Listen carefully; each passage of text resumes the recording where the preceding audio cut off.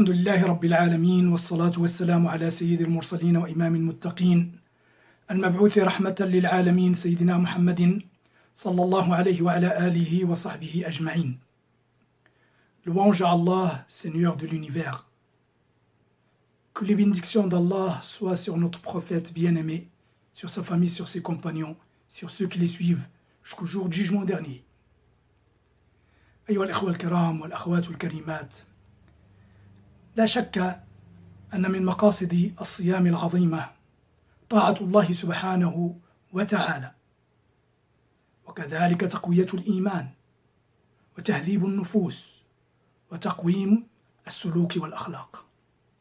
ولكن من أعظم مقاصد الصوم هو إخلاص العبادة لله سبحانه وتعالى، عبادة تكون خالصة لله سبحانه وتعالى لا نريد بها إلا وجه الله سبحانه وتعالى. Mes chers frères, Allah subhanahu wa ta'ala a fait de ce jeûne une occasion pour nous de renforcer notre foi, de corriger nos défauts, d'avoir plus de bons comportements. Mais parmi les finalités du jeûne, il y a la sincérité dans nos actes, la pure intention pour Allah subhanahu wa ta'ala. لذلك يقول رسول الله صلى الله عليه وسلم: من صام رمضان إيمانا واحتسابا غفر له ما تقدم من ذنبه. إيمانا أي أنه يعتقد أن الله قد فرض عليه هذه الفريضة وأنه يستجيب لأمر الله بأدائها، واحتسابا احتسابا للأجر وابتغاء الأجر من الله وحده سبحانه وتعالى. Donc le prophète sallallahu alayhi wa sallam dit: celui qui jeûne le mois du Ramadan avec foi et en espérant la récompense d'Allah verra ses péchés antérieurs effacés. Donc cette foi, c'est comment on adore Allah, comment on accomplit cette adoration qu'Allah nous a ordonné de faire. Et en comptant sur la récompense d'Allah, en faisant cette œuvre pour Allah, et en comptant sur la récompense d'Allah subhanahu wa ta'ala.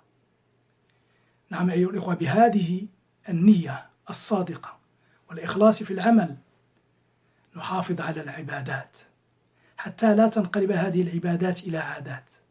فكثير من الناس أصبح عندهم رمضان عادة وليس عبادة، موسما وتقاليد يؤدونها وطقوس يؤدونها، لا يستشعرون فيها عظمة هذا الشهر والقرب من الله فيه وابتغاء فضله سبحانه وتعالى. يقول مولانا عز وجل: قل إن صلاتي ونسكي ومحياي ومماتي لله رب العالمين لا شريك له وبذلك أمرت وأنا أول المسلمين. ويقول عز وجل: وما أمروا إلا ليعبدوا الله مخلصين له الدين حنفاء ويقيموا الصلاة ويؤتوا الزكاة وذلك دين القيمة. فهم لم يؤمروا فقط بالعبادة ولكن أمروا كذلك بإخلاص العبادة لله. Donc mes chers frères, avec l'intention sincère, l'adoration est accomplie car c'est une obligation qu'Allah subhanahu wa ta'ala nous ordonne de faire. Et comme ça, on s'empêche de tomber dans l'habitude. Pour beaucoup de gens, le ramadan est devenu une habitude, une tradition familiale ou sociale. C'est une occasion de faire des festins et de se réunir en famille. Et on oublie le côté religieux, le côté d'adoration et de purification du mois. Allah subhanahu wa ta'ala dit dans le Saint-Coran: en vérité, mes prières, ma salat, mes actes de dévotion, ma vie et ma mort sont pour Allah subhanahu wa ta'ala, le maître de l'univers. إذن أيها الإخوة، هذا المؤمن إذا كان في عبادة لله سبحانه وتعالى وفي صيامه فإنه يعلم أن هذا الصيام له قدر عظيم عند الله. يقول مولانا عز وجل في الحديث القدسي: كل عمل ابن آدم له إلا الصوم فإنه لي وأنا أجزي به. قد نتساءل: لماذا خص الله سبحانه وتعالى هذا الشهر وهذا الصيام به سبحانه وتعالى وأضافه إليه إضافة تشريف وتعظيم؟ بلا شك أن الصيام عندما نسبه الله إليه زاده فضلا وشرفه على سائر العبادات. وبدون شك أن هذا الصيام له فضل عظيم وله خاصيات جعلت الله سبحانه وتعالى يجتبيه لنفسه ويضم الجزاء إليه سبحانه وتعالى وحده. فهذا الصيام فيه خصلتان عظيمتان، وأنه يتحقق بهما مقامان عظيمان: مقام الإحسان. فأنت أيها العبد المؤمن الصائم قد يشتد بك العطش فتدخل بيتك وتغلق عليك الأبواب، ولكنك لا تفطر ولا تشرب الماء خوفا من الله سبحانه وتعالى ومراقبة لله سبحانه وتعالى، تصل بذلك إلى درجة الإحسان التي لما سئل رسول الله صلى الله عليه وسلم سأله جبريل عليه السلام فقال: أخبرني عن الإحسان. قال: الإحسان أن تعبد الله كأنك تراه، فإن لم تكن تراه فإنه يراك. وكذلك نحقق مقام الإخلاص، إخلاص العبادة لله سبحانه وتعالى. فهذا الصيام بخلاف باقي الأعمال لا يدخله الرياء أبدا في فعله، لا يصوم الإنسان أبدا رياء. قد يرائي الإنسان في أعماله كلها من صلاة وذهاب إلى المسجد وزكاة وصدقة وحج وغير ذلك من الأعمال، يراه الناس ما يفعل، أعمال ظاهرة للناس.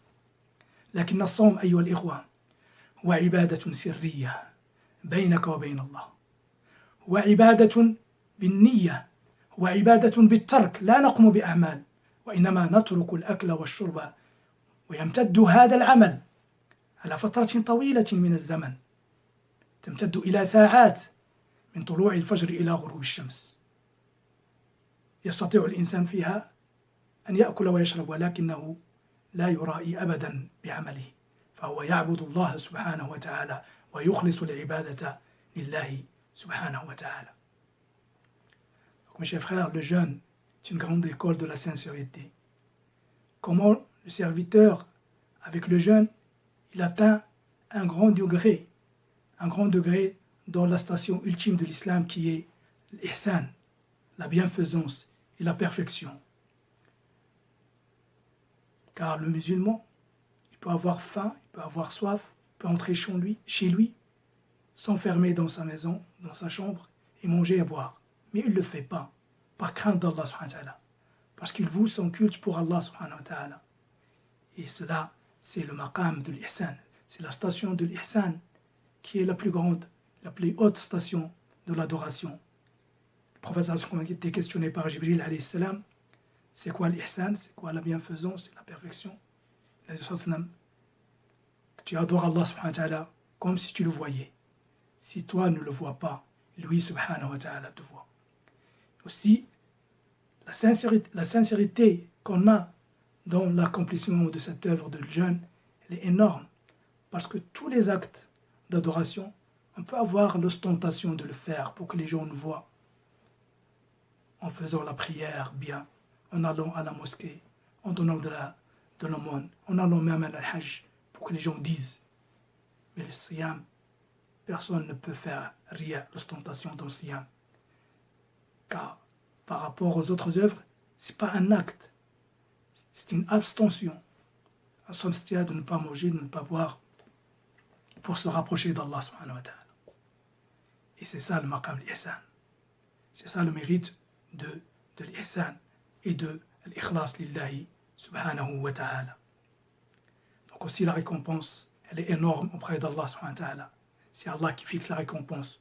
Toutes les œuvres sont multipliées par 10, par 100, par 700, sauf le jeûne. C'est Allah qui fixe la rétribution.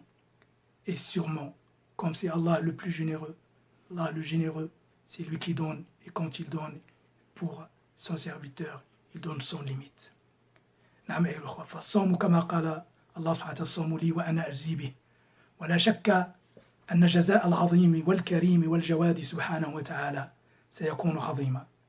لا بد أن العطايا عظيمة وأن الهدايا جزيلة لا حد لها ولا منتهى. هذا في فضل الصيام. ثم أيها الإخوة، هذه العبادة عبادة الإخلاص هي عبادة حتى تتحقق في الإنسان لا بد أن يستوي عنده السر والعلانية، لا بد أن يستوي الباطن والظاهر، ولا بد أن يستوي عند المسلم المخلص أن يستوي قول الناس مدحهم أو ذمهم. فما عليك أيها الأخ المسلم إن كنت مذموما عند الناس لكن محمودا عند رب العالمين. فيا ليتك تحلو والحياة مريرة، وليتك ترضى والأنام غضاب، وليت الذي بيني وبينك عامر، وبيني وبين العالمين خراب. هكذا يستشعر المؤمن المخلص صلته بالله سبحانه وتعالى، ويحثه ذلك كذلك على المداومة في الأعمال، فهو يعمل لله سبحانه وتعالى، لا يريد من الناس جزاء ولا شكورا ولا اعترافا ولا تقديرا، إنما يرجو Allah subhanahu wa ta'ala wahda.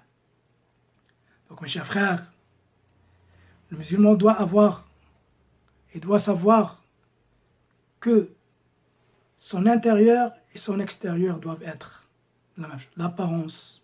Son apparence avec les gens et son fort intérieur doivent être de la même valeur. Ce qu'il fait en public, ce qu'il fait en privé doivent être égaux.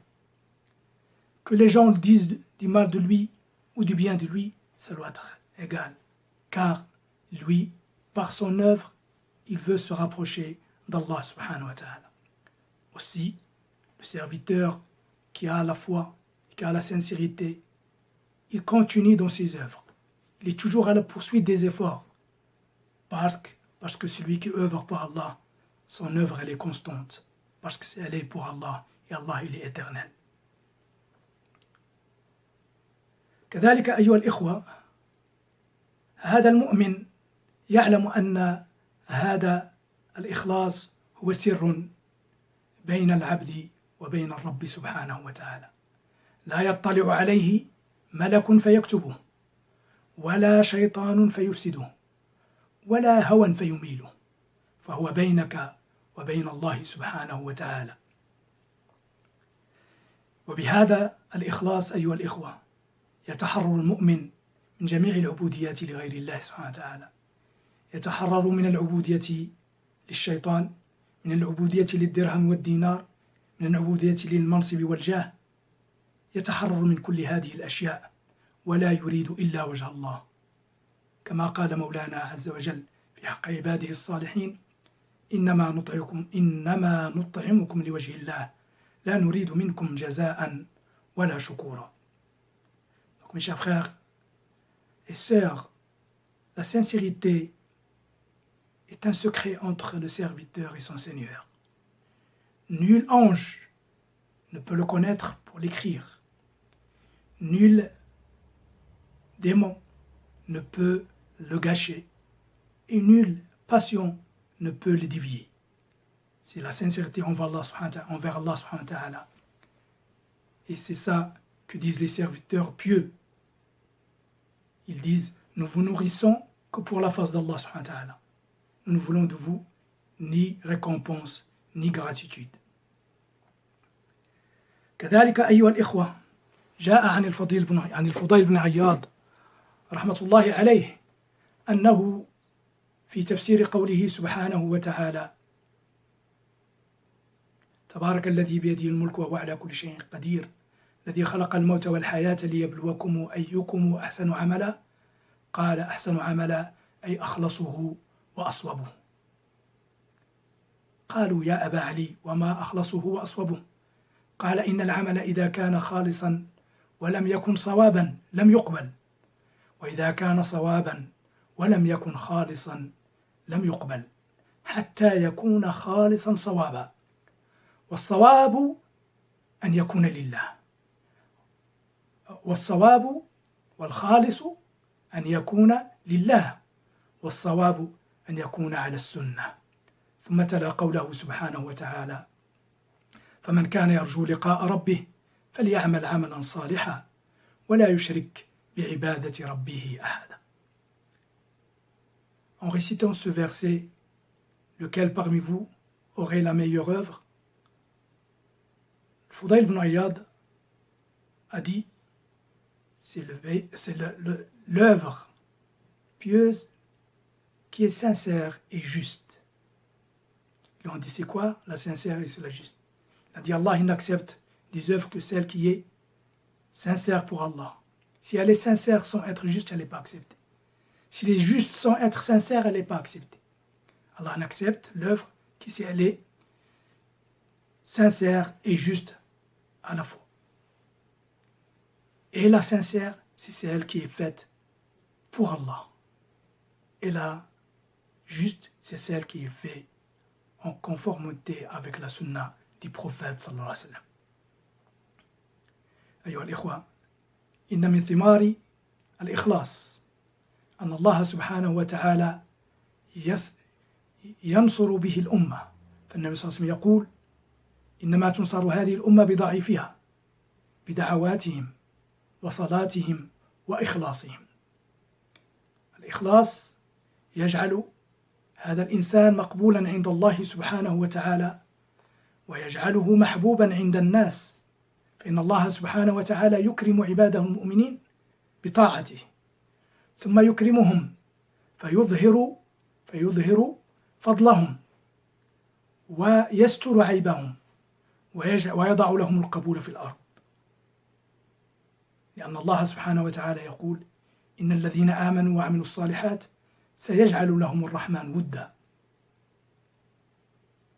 Chers frères, Allah subhanahu wa ta'ala, parmi les mérites de l'ikhlas et les récompenses de l'ikhlas pour de la sincérité, pour l'être sincère, Allah subhanahu wa ta'ala lui donne ce qu'il veut. Il exauce ses prières. Le prophète dit: la Ummah aura la victoire grâce à la sincérité des gens, des plus faibles. C'était des plus faibles, grâce à leur invocation, grâce à leur prière et grâce à leur sincérité. Et aussi Allah subhanahu wa ta'ala, il fait que le serviteur pieux, sincère, Allah lui donne la récompense que cherchent les autres. C'est-à-dire il est bien vu par les gens, malgré que lui il a œuvré pour Allah subhanahu wa ta'ala. Allah subhanahu wa ta'ala, il met dans les cœurs des gens l'amour de cette personne. Il est aimé par Allah et Allah subhanahu wa ta'ala ordonne aux gens de l'aimer. Ça, c'est un grand mérite de la sincérité, un atout pour le musulman, pour qu'il soit sincère à Allah subhanahu wa ta'ala, et Allah subhanahu wa ta'ala lui donne tout ce qu'il veut. نعم أيها الإخوة، هذا من فضل الله على المخلص، كما قلنا في النبي صلى الله عليه وسلم قال: قيل للنبي صلى الله عليه وسلم: أرأيت الرجل يعمل عمل الخير ويحمده الناس عليه؟ فقال النبي صلى الله عليه وسلم: نعم، تلك عاجل بشرى المؤمن. فنسأل الله سبحانه وتعالى أن يجعلنا من عباده الصالحين، وأن يوفقنا لما يحبه ويرضاه، وأن يجعل أعمالنا خالصة لوجهه الكريم، وأن يوفقنا لكل خير ويحفظنا من كل ضير. اللهم اشف مرضانا وعاف مبتلانا وارفع عنا هذا البلاء يا رب العالمين. اللهم ردنا إلى مساجدنا يا رب العالمين. اللهم ألف بين قلوبنا وأصلح ذات بيننا واهدنا سبل السلام. اللهم اجعلنا إخوة متحابين على سرر متقابلين في جناتك جنات النعيم يا أرحم الراحمين يا رب العالمين. والله صلى اللهم على سيدنا محمد وعلى آله وصحبه أجمعين. سبحان ربك رب العزة عما يصفون وسلام على المرسلين والحمد لله رب العالمين. والسلام عليكم ورحمة الله تعالى وبركاته. رمضان